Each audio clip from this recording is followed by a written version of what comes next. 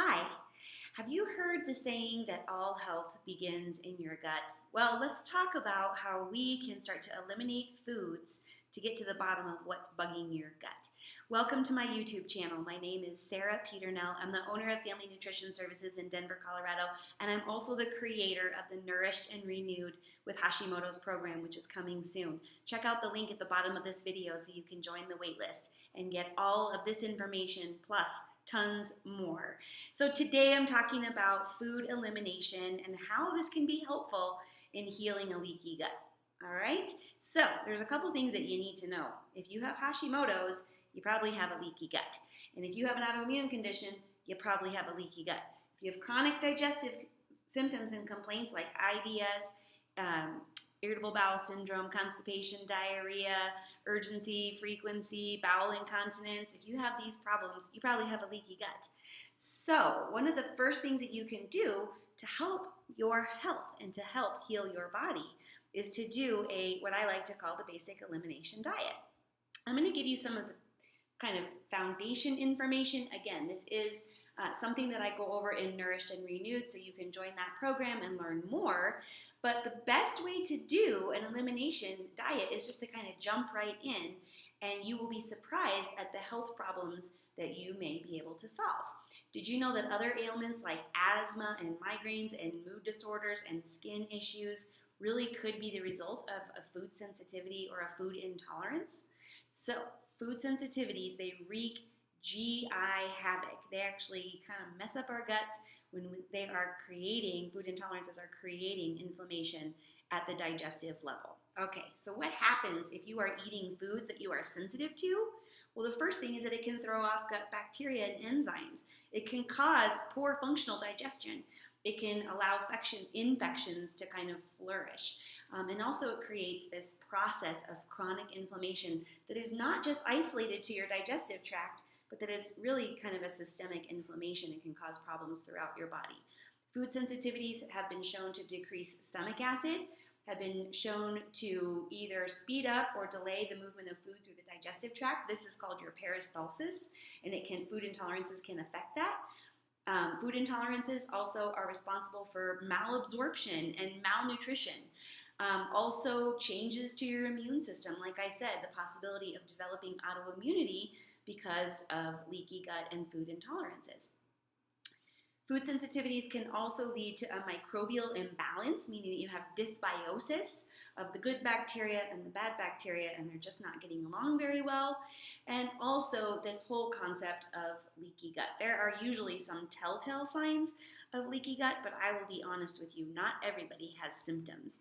So mainly, again, people with constipation, loose stools, chronic diarrhea, stomach ache, bad breath even is a symptom, gas, bloating, undigested food in stool. I mean, let's be honest, in corn, out corn, we all see that, right? But if you're noticing on a regular basis, looking in the bowl, oh my gosh, is that my dinner from yesterday? That's probably a true sign of some food intolerances that need to be addressed. Also upper GI, like heartburn and reflux and burping and belching, foul-smelling belches and foul-smelling toots. Those are definitely signs of some GI dysfunction and some food intolerances. Also nausea, just kind of feeling like weird, like I don't know if I want to eat. I can't tell if eating something's going to make me feel better or make me feel worse, can be another sign as well. The issue is that these GI tract problems really kind of create a whole cascade of other issues that can lead to disturbed hormonal issues and hormonal imbalances. Can also lead to changes in your metabolism. Maybe for some people, food intolerances can cause weight gain, and that's by the process of all of the inflammation in the body, which causes the body to retain water, and it dysregulates the way that our body uses glucose. And as I already said, it can lead to immune system functions and ultimately even possibly autoimmune illness. All right, so let's get to the bottom line. What are you supposed to do? How are you supposed to know what types of foods you are supposed to cut out, and how long are you supposed to do it for? Well, if you are working with a qualified, board-certified holistic nutritionist, hello, then you can certainly find out more information through some GI testing, stool testing, food intolerance testing, perhaps what is the best course of action for you. In my practice, I use food intolerance testing to help my clients kind of narrow down the most important foods in addition to some of the big bad ones, right? Like, so I know with my clients who have Hashimoto's that definitely you want to start avoiding gluten. That's the first thing, okay? So I have a video on that. You can check that out. And also a lot of people with Hashimoto's, they also want to avoid dairy. So you can check that video out as well. But for the rest of the population, if you're just like, I know I need to work on some chronic health stuff that's been going on, and I have just found out that I've got hypothyroidism, or I just found out that I've got Hashimoto's, even if you don't have digestive stuff, let's work on your gut. Okay, so here's the thing. What you basically want to do is get rid of all the junk.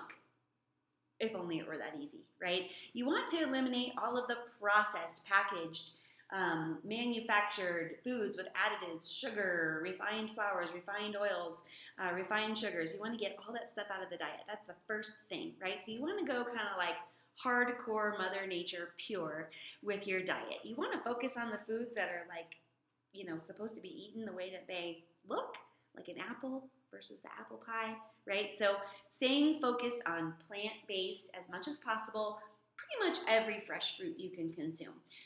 There are some exceptions to this, but again, I use food elimination testing or food intolerance testing in my practice to really get to the bottom of fresh fruits and vegetables that may be problematic. Because for the most part, there are so many benefits with fresh fruits and vegetables that eliminating them without really knowing more doesn't make a lot of sense. On the other hand, grains, which although are plant-based, grains typically do cause a lot of problems for people in their digestive system. So I would suggest really trying to eliminate as many of the starchy grains as you can, such as wheat and all gluten-containing grains. That includes barley, and that also includes rye, and all products made from those grains. I also suggest cutting out corn, spelt, kamut, even oats, and any foods that are made from these grain products. That basically leaves you with two choices for the period of time that you are doing an elimination diet, and that would be rice and buckwheat, and preferably organic if possible, because even those grains, which tend to be more hypoallergenic, can still have some problems because of the pesticide residue that they are frequently exposed to.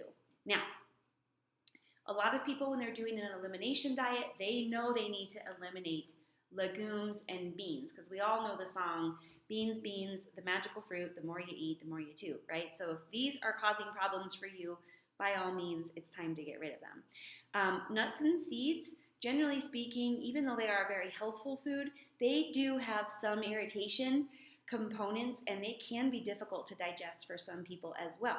So give it a little bit of a break. I promise your favorite almond butter will be there when you're done with this program. But give it a little bit of a rest so you can let your digestive system heal. As far as meat and fish goes, again, it kind of comes back to that same thing, which is letting go of all of those processed cold cuts, sausages, and meat substitutes, meats made from soy, kind of those fake meats. You definitely want to get all of that crazy stuff out of your diet. And you want to stay focused on the purest, cleanest, most humanely sourced, most high quality, wild-caught fatty fishes, poultry, lamb, wild game, and grass-fed beef also is allowable. Okay? So those are going to be the proteins that you focus on. That means no eggs, unfortunately. Right, during an elimination, you want to cut eggs out, because what I've found is that a lot of people have issues with eggs, and a lot of people also have issues with what the chickens are eating. So you want to get those out of your diet for a little while as well. Dairy and milk for sure you want to avoid, because dairy is very antigenic and allergenic and inflammatory for a lot of people, and especially if you have Hashimoto's or autoimmune disease, it's time to get rid of dairy for a little bit and give your body a little bit of a break. All right. As far as fats to focus on, you want to stay with some of those cold-pressed olive oils, flaxseed oils, coconut oils, etc. Olive oil for sure, definitely one of the most anti-inflammatory cooking oils and condiment oils that you can use. But get rid of canola oil and margarine and processed hydrogenated oils and spreads, because those types of oils tend to be more of the pro-inflammatory fats, and we want to get those out of the diet. So What should you be drinking if you're going to be following an elimination diet? Well, I definitely want you to have lots and lots of water. You need to be sufficiently hydrated, which means you can also focus on herbal teas. You can have rooibos, peppermint, ginger tea. I really love some of the roasted dandelion teas to help support detox a little bit. And you can also have fresh pressed vegetable and fruit juices during an elimination program. Definitely no alcohol, no caffeine from coffee, black tea, green tea, or soda. So avoiding those for the period of time that you're doing your elimination diet is highly recommended. When it comes to spices and condiments, I bet if you look in your refrigerator, you will find that almost everything as far as condiments are processed and include some ingredients that you can't pronounce. So check out your ketchup bottle and maybe some of the chutneys or soy sauces or barbecue sauces or vinegar-based sauces that you have in your pantry and refrigerator, and omit those for a little while too. But that means you can focus on all of the fresh culinary herbs, spices, sea salt, citrus juices and rinds and zest to flavor your foods, your fresh fruits and vegetables, and also any meats that you're consuming during this time. I promise you're not going to be lacking for any flavor. You're also going to be eliminating all sugar, white and brown sugar, honey, maple syrup, corn syrup, high fructose corn syrup, and basically that means all desserts, baked goods, cookies, and even some of the naturally sweetened homemade baked goods that maybe work for your Whole30 program or your paleo program, but on this program, if you're doing an actual elimination, you want to avoid those as well. All right, how long should you do this for? 4 weeks. I believe that your body needs a minimum of 30 days to kind of turn over the tissue within your digestive tract that's going to be repairing itself anyway, but it needs to just get some of these foods out of the way and to start being able to repair and heal all on its own, right? We just kind of need to let the body do its thing. 4 weeks is the minimum. You may notice some changes during this period. You may notice some side effects or some weird symptoms, kind of feeling like some changes in your digestive system, or maybe some changes to your skin, or maybe feeling like you're getting a little bit of a cold or a little bit achy, kind of like you're coming down with something because your body is going to be in rapid repair mode. This is the great news, really, which is that when we do an elimination diet, we're getting all the things out of the way that typically cause the biggest inflammatory responses in the body. And once they're removed, the body can heal. It's quite beautiful. If you know you have specific foods that you also need to be eliminating because you have an allergy or a known intolerance, well, those are on the list as well, so you would want to avoid them during this time. Then my advice is to keep a journal during the time that you are doing the food elimination and make notes how you're feeling on, say, day 5, day 7, day 10, day 14, day 17, so that when the time comes that you're going to start putting foods back into your diet, you will have some ways to compare, kind of see where you've been on your journey with food elimination. So you're going to do your 4-week elimination phase with journaling, monitoring of symptoms, paying attention to what's improving, paying attention to what's doing some weird things. And after the 4 weeks, then you will be able to continue monitoring any side effects or symptoms and slowly start to reintroduce foods little by little.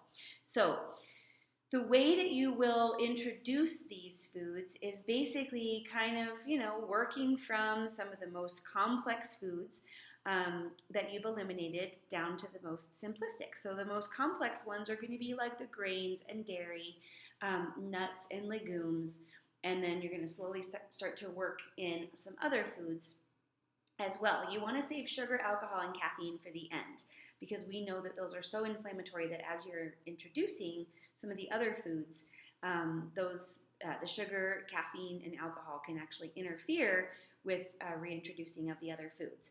All right, you're going to be looking for signs of food sensitivity because you may want to know, well, which foods am I putting back in that maybe I shouldn't be consuming for the long run? So do any of your symptoms return, like fatigue or joint pain or bloating or brain fog, or are you having a skin breakout, a headache, again, changes to your GI tract, or are you having maybe any other changes to your energy levels or your mood where you're like, oh my gosh, I ate the yogurt or the cheese and I am feeling really cranky and achy, and I can tell that this is a food that's not good for my body. So you are your own best advocate. You are your own best private investigator when it comes to doing a food elimination. Give this your best shot. You have nothing to lose by taking some foods out of your diet. Focus on fresh, whole foods, lean proteins, high quality fats, lots and lots of water. Stay away from the bad stuff just for 4 weeks. And when you start to put foods back in, your body will really thank you and it will show up for you in a whole new way.